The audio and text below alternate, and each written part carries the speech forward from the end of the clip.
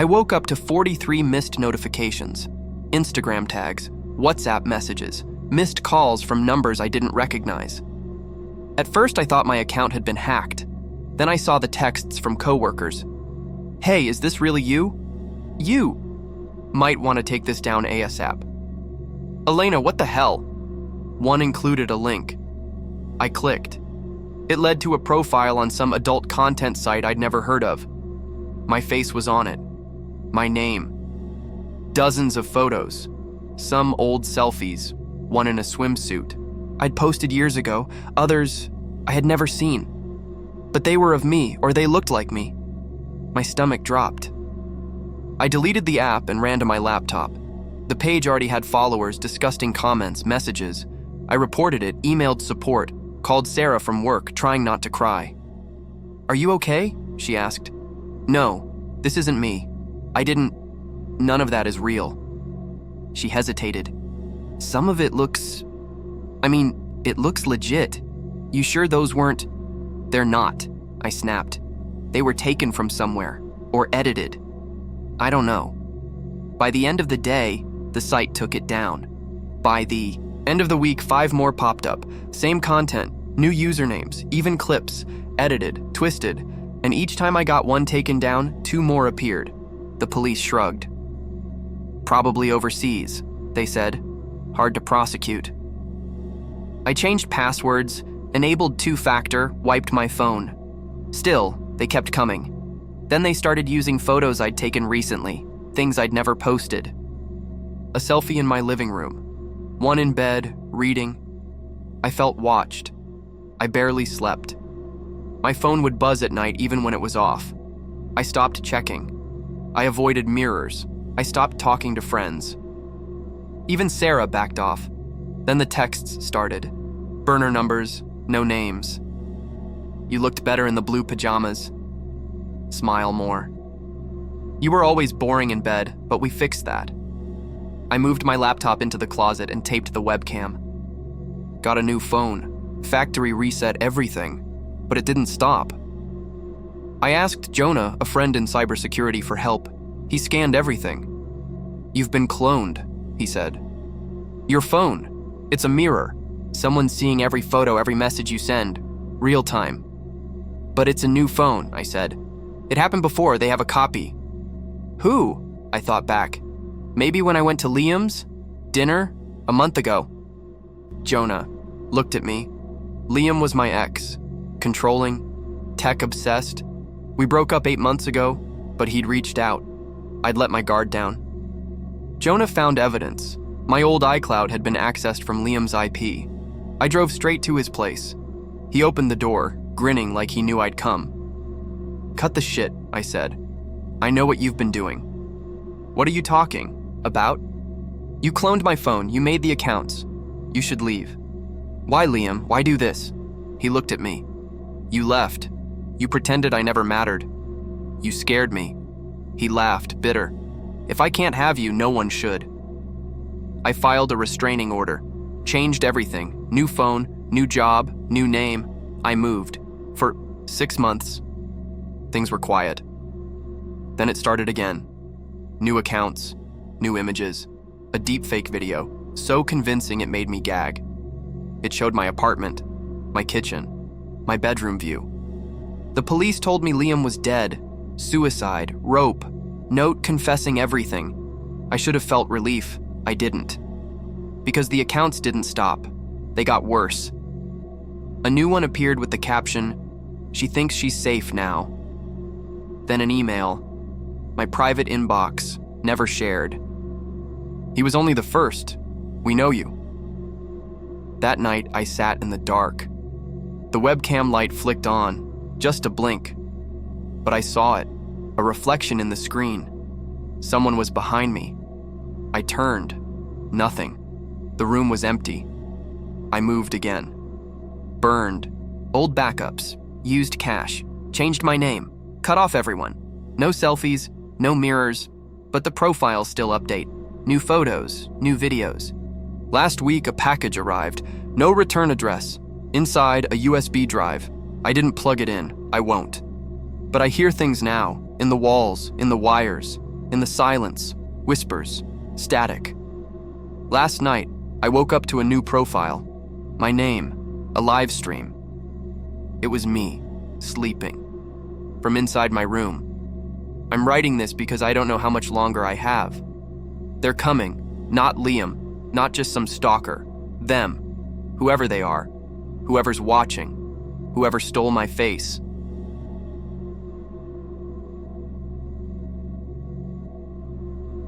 We moved into the house on Hemlock Lane the first week of June. It was the kind of place that made people say, "Wow, what a find." Big yard, quiet neighborhood, hardwood floors, and a kitchen island big enough for 5 stools. It needed work, but it felt like home. For the first few weeks, everything was fine.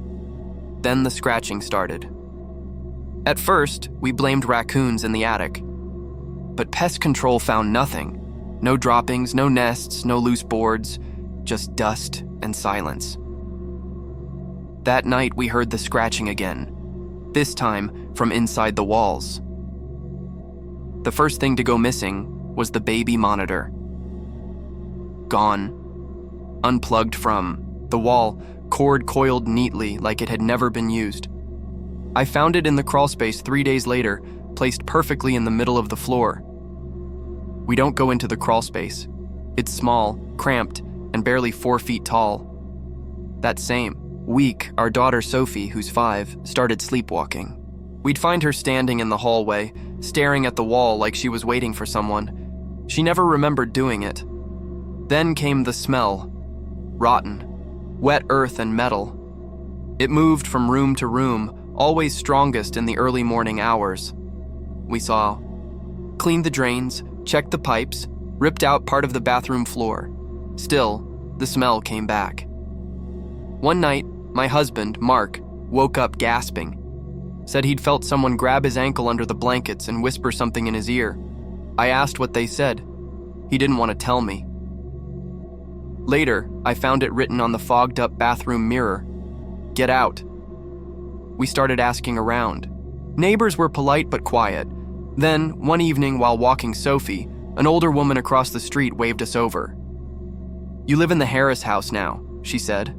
I nodded. She looked at me carefully, then said, "Did they tell you about the man who used to rent the basement?" "No. The house was vacant when we bought it," she shook her head slowly. "He was a quiet man, kept to himself. Rented the basement for years, then he just disappeared." "When?" 2 winters ago, right after Christmas. Cops came, did a search, never found anything, not even a forwarding address. Just gone. That night, I went into the basement for the first time since we moved in. The owners had locked the door and left the key on a ring with a tag that said, "Do not remove." I turned the light on. One flickering bulb, it wasn't finished. Concrete floor, exposed pipes, stained drywall. But someone had lived down there. There were scratches in the wall near the corner. Not initials or doodles, just rows and rows of marks, dozens of them. Like tally marks, and under them faint words scratched in jagged letters. He never left. I didn't tell Mark. Instead, I called a local priest and asked him to bless the house. He wasn't surprised. "Something about that house," he said. "I've done 3 blessings there in the past 5 years." He sprinkled holy water, muttered prayers, lit candles. The lights went out during the blessing, came back on 30 seconds later. All the candles had been blown out, every single one. He looked shaken. "I think it's time to stop trying to remove him," he said quietly. I froze. "Him?" The priest didn't answer. He packed up and left. That night, Sophie screamed in her sleep. When I ran to her room, she was curled up under the bed, crying.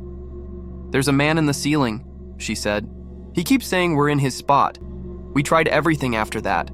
Salt in the corners, sage, another priest, a paranormal group who brought meters and cameras. They left an hour later, said the basement wasn't right. One woman in E. The group looked like she'd seen a ghost, literally. He doesn't want to be forgotten, she said before she left. And you're making him feel erased." Things escalated. The smell got stronger. The lights flickered constantly. Our family photos would fall off the walls, but only the ones with all three of us in them. Our wedding photo was shredded, glass broken from the inside out. Mark stopped sleeping, started drinking again. I caught Sophie talking to the wall one night, whispering. When I asked her what she was saying, she looked up at me, blank-faced. He says you're pretending this is your house, but it's not. The final straw was the hammer. I found it on the floor one morning, covered in dirt. I hadn't seen it in weeks. We'd packed all the tools away after the move. Later that night, I heard footsteps upstairs while I was in the laundry room. Mark was at work. Sophie was at school. I crept up the stairs, phone in hand, heart pounding. No one there, but the hammer was sitting on our bed, clean this time. I packed Sophie's things and left the next morning. I told Mark we were done. That the house wasn't safe, that I didn't care if we lost money. He didn't argue. He'd found scratch marks on his back when he woke up. We stayed with my sister for a while, listed the house, had trouble selling it. After a few months, I went back one last time to collect a few things. While I was there, the front door slammed shut behind me. The smell hit me like a wall. I turned to leave, but something made me stop. Walked slowly to the basement. This time, I brought a flashlight. I checked the far wall again. The tally marks were still there, except now there were more.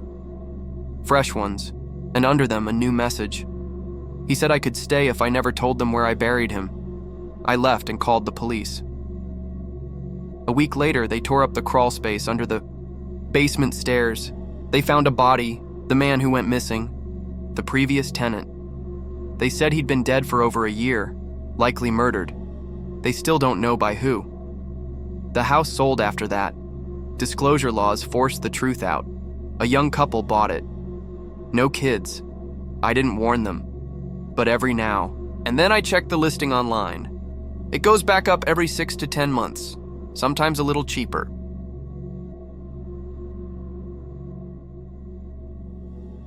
It started with the man on the train. Same spot, same time, every morning. He wore a navy windbreaker and carried a plastic grocery bag. He never sat, just stood by the door, watching the reflection in the window. At first, I thought I was imagining it, coincidence, but then I saw him outside my office building. Same jacket, same plastic bag, still staring. I told HR. They said they'd talk to building security. I told the transit officer. He nodded, made a note, but didn't even ask for my name. Probably nothing, he said. Just a guy commuting. By the end of the week, I changed my route. I took a different train, different stop. He was there, on the platform, watching. I started driving to work. The notes came next. The first one was on my windshield. Nice earrings today. Red suits you. I wore red earrings that day. A birthday gift from my sister. I hadn't posted a photo. I hadn't told anyone I was wearing them. The second note was taped to my apartment door. I liked your laugh when you spoke to your mom. My stomach dropped. I called the police. They came, took a statement, said they'd patrol more often. No direct threat, they said. Hard to trace. I installed a camera at my front door, got a stun gun, started triple-checking locks. I stopped sleeping, but he didn't stop. The third note was the worst. You didn't tell her about the pills. I would have lied too. That's when I knew he'd been listening, because no one knew I'd stopped taking my antidepressants. Not even my mother. I started seeing a therapist again, Dr. Ellis. She asked if I was hallucinating. If it could be stress. No, I told her. He's real. And he knows things I don't say out loud. She leaned forward. Do you ever feel like he's inside your head? I laughed, short and hard. Not until now. The next note wasn't on paper. It was a voicemail. No number. Just a voice. Slow, quiet, too close to the mic. Why do you pretend to be fine when I know you're not? You cry between 2 and 3 a.m., but never for more than 7 minutes. You should close your curtains when you sleep. I vomited after hearing it. I left the apartment that night and stayed at a hotel. Next morning, a new message arrived, tucked under the door. The hotel pillows don't help your neck. Go home. I broke down. Police still said there was no crime, just suspicious activity. No fingerprints, no cameras catching a clear face. My building footage showed someone in a hoodie entering and leaving, head down. That's it. Dr. Ellis suggested I document everything. Build a case, she said. Patterns. Help. So I did. Every sighting, every note, every detail. I even marked the times I thought I felt watched. Grocery store, parking lot, laundromat, twice from my own bathroom window. A pattern started to emerge. Not where he followed me, but when, every time I lied. Even the smallest ones. Every time I ignored a call I didn't want to take, or said I was fine when I wasn't, or skipped meds, or faked a smile, that's when he left notes. He wasn't following my movements. He was tracking my behavior, my secrets. It got worse. He started writing in my journal, 3 pages one night. Right in the middle, small, neat writing that wasn't mine. You lie every day, but you only lie to yourself. I'm the only one who sees the real you. You're not scared of me. You're scared that I'm right. I showed it to Dr. Ellis. She flipped through the pages, jaw tight. This is obsession, she said. This isn't about violence. This is about control. That didn't comfort me. One night, I heard someone trying my door. Very slow, very careful. I didn't move. I just stood behind it, holding my breath and the stun gun in one hand. The knob turned, then stopped. Silence. I peeked through the peephole. No one there. But when I opened the door, a crack, a single photograph had been taped to it. A photo of me. Sleeping. Went to the police again. They assigned a detective, said they'd escalate it. That night, I turned off all the lights and sat in the dark with my phone in my lap.